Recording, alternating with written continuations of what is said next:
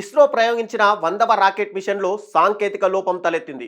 జనవరి 29న ఉదయం 6:23 ఇస్రో 100వ రాకెట్ ప్రయోగించిన విషయం తెలిసిందే. ఈ ప్రయోగం ద్వారా NVS-2 అనే నావిగేషన్ శాటిలైట్ను ఇస్రో నింగిలోకి పంపించింది. శ్రీహరికోటలోని సతీష్ ధావన్ అంతరిక్ష కేంద్రం నుండి GSLV F-15 అనే రాకెట్ ఈ శాటిలైట్ను అంతరిక్షంలోకి తీసుకెళ్లింది.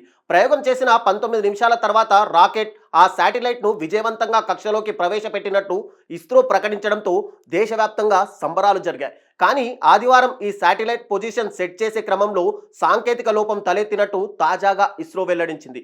రాకెట్ కక్షను పైకి తీసుకెళ్లే క్రమంలో రాకెట్ కింద థ్రస్టర్స్ను మండించే ఆక్సిడైజర్ వాల్వులు తెరుచుకోలేదని ఇస్రో తమ అధికారిక వెబ్సైట్ ద్వారా వెల్లడించింది.